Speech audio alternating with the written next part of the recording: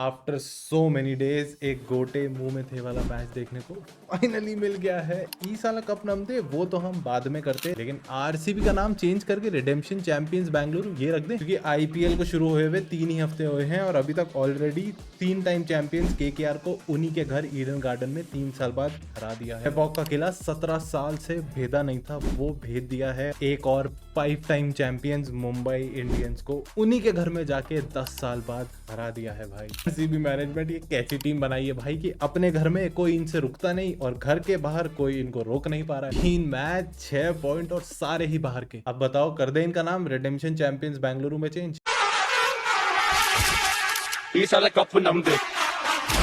आज देखो shout out सब एंड में ले लेंगे, अपनी प्रेडिक्शन स्पॉयलर्स अभी डाल सकते हो आज के डबल हेडर की, लेकिन पहले जो मुंबई में ही आरसीबी ने शूट आउट किया है उसकी रज के बात कर लेते हैं, क्योंकि मैच शुरू होने से पहले ही कुछ ये बातें चल रही थी। आप क्या डरे हुए ये बताइए, आप डरे हुए हैं परिवार के साथ?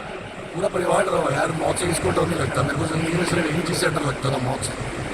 और आरसीबी जैसी उनकी किस्मत है भाई, टॉस भी हार गए उस ग्राउंड पे जहां पे 200 भी सेफ नहीं है। बैटिंग आ गई और फिर आया 138 डीबी का शोर। भाई इतना शोर किसी को बहरा बहुत बहरा करने के लिए काफी है। I think I just met my dad in 1985.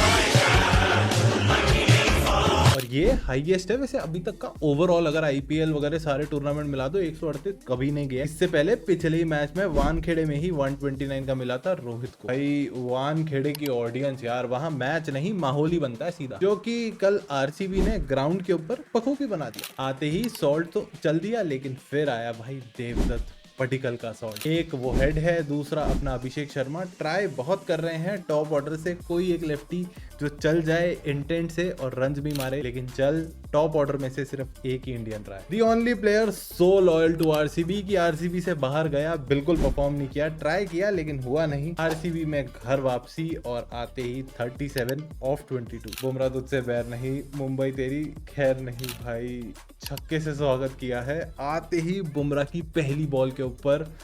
It was just absolute cinema. Mumbai की लाइनअप बुमराह के एडिशन से ऐसी हो चुकी है कि पावर प्ले में ही फुटबॉल खिला दे, लेकिन कोहली भाई नहीं खेलना था भाई उनको फुटबॉल, उनको बेसबॉल खेलना था। अभी पिछले ही मैच के ऊपर उंगली पे चोट भी लगी है और हमने देखा है जब उंगलियों पे चोट लग जाए, स्टिचेस आ जाएं, तो वो सीजन में कोहली भाई क्या तहलका मचाते हैं। तो होम रन से नीचे वो वैसे ही बात नहीं करने वाले थे और करी भी नहीं, क्योंकि ऑलमोस्ट 50 तो पावर प्ले में खुद की करी ली थी। I am not in the peak, I am the peak. भाई आ रही है ना, तो थोड़ी सी नहीं, अब थोड़ी सी से काफी ज्यादा ही 2016 की पूरी वाइब आ रही है।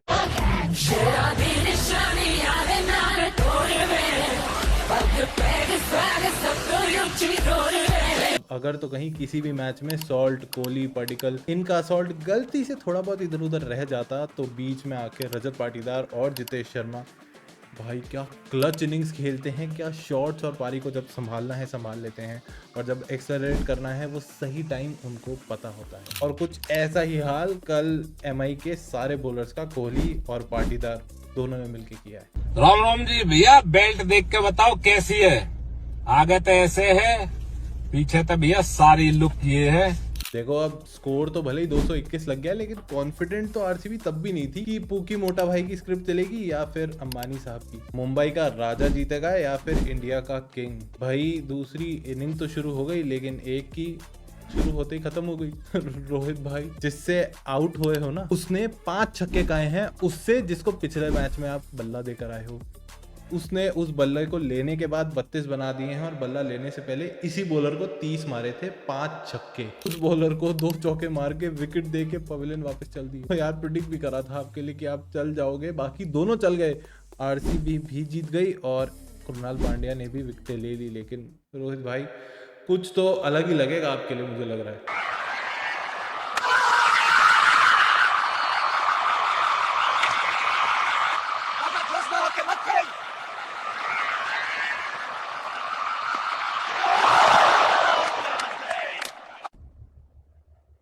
And the funny thing is कि जितने आरसीबी ने पावर प्ले में ही बना दिए थे, उतने एमआई को बनाने के लिए 10 ओवर लगे। मुंबई इतना सीएसके चली है, इतना सीएसके चली है कि 123 चाहिए थे 48 बॉल्स में, और फिर हो गया भाईचारा कैंसिल। भाई मैं कह रहा हूँ ना, this match lived up to its hype क्योंकि 32 रन मारे हैं हार्दिक पांड्या ने कृणाल पांड्या को ओवरऑल। अब तुम इसको एल क्लासिको लेवल थ्रिलर नहीं बोलोगे तो किसको बोलोगे भाई? ना हमें पंजाब राजस्थान में वो मिला, ना सीएसके मुंबई में, लेकिन RCB Mumbai full on suspense, full of twist, क्योंकि 123 ऑफ 48 चाहिए थे, लास्ट में 28 ऑफ 12 की इक्वेशन हो गई थी। अगर तो मुंबई इंडियंस टॉस के अलावा कुछ और जीती है तो ये वाली बैटल है जिसकी वजह से ये मैच इतना क्लोज आया है। और अगर बैटल आईपीएल की हो और किसी का रिडेम्पशन ना हो, ऐसा कैसे हो सकता है? इसको पिछले मैच में ह्यूमिलिएट करके, रिटायर हर्ट करके वापस भेज दिया गया था, ये कह के कि स्ट्राइक रेट अच्छी नहीं है। हालांकि अभी पोस्ट मैच में क्लियर किया है इस मैच के बाद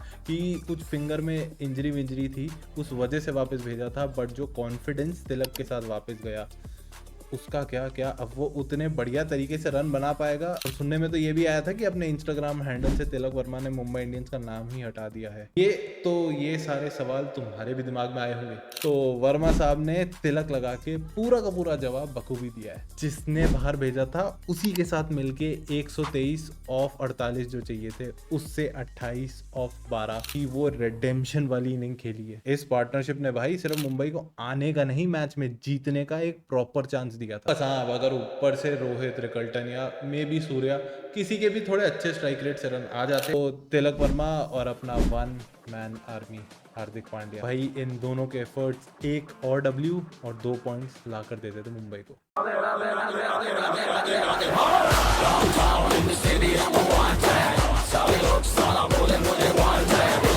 Hardik Pandya was the reason कि भाई कृणाल पांड्या को 20 ओवर करना था। आरसीबी आ चुकी थी पैनिक मोड के अंदर। अब वो मोमेंट था जब डिसाइड होता है कि पूकी मोटा भाई की स्क्रिप्ट चलेगी या फिर अंबानी साहब की। पर इस बार प्यार ओवर पैसा जीत चुका है भाई, हमारे पूकी मोटा भाई की हो गई है जीत कृणाल पांड्या के उस लास्ट लीथल ओवर के चलते। पहले सैंडनर, फिर Deepak Chahar and the last arrow from his quiver was for Namandeep भाई, और ले गए 2 पॉइंट्स। इस वाली में मैंने कहा था और फाइनली हमको हमारी पनौती लगानी नहीं चलानी आ गई है। ठीक है, देखो अब रोहित भाई का मैंने बोला कि कुछ तो एकदम ऐसे तंत्र मंत्र कुछ तो लगेंगे, वो देखते हैं आगे। But I said I am banking RCB, इसी वजह से मैं मुंबई को चूज कर रहा हूँ एंड जीत गई भाई आरसीबी। और तो और की प्लेयर भी मैंने कृणाल पांड्या ही सिलेक्ट किया था। परफॉर्मेंस तुम्हारे सामने, 4 of 45, crucial over, crucial wicket, तो मैं तो इसे 5-3 मानूंगा। अब आज के मैच डबल एडर है। आई होप जैसा कल आईपीएल स्टार्टेड आईपीएलिंग, आज भी इट कंटिन्यूज आईपीएलिंग, बट उम्मीद थोड़ी देखो कम ही है क्योंकि एक है केकेआर एलएसजी,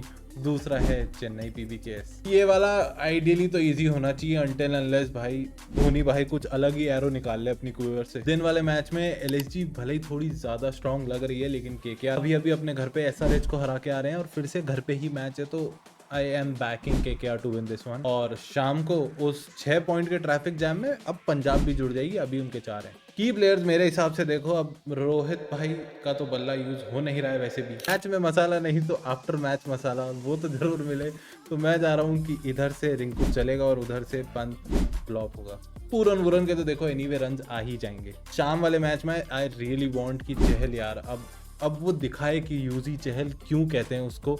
तो आई एम बैकिंग चहल कि वो थोड़े बढ़िया 2-3 विकेट निकाल लेगा और अपनी फॉर्म वापस रीगेन करेगा। पर जितना टाइम आरसीबी को लगा है वानखेड़े और चिपॉक को जीतने में, आई थिंक तुम लोगों को भी एक स्पॉइलर देने के अंदर उतना ही टाइम लग गया और फाइनली आ गए हैं भाई स्पॉइलर। एक नहीं है, 2 हैं, रुकना एक से बढ़कर एक। अंश भाई बैक विद स्पॉयलर्स, आरसीबी जीत रही है और कोहली भाई का 50। लेकिन भाई जिसने मेरा सर घुमा दिया वो है मदीहा E5F, क्योंकि भाई ये कह रहा है आरसीबी जीतेगी, क्लोज मैच होगा 100%, Virat Kohli 30+ run, salt flop होगा, बुमराह 1 से ज़्यादा विकेट लेगा।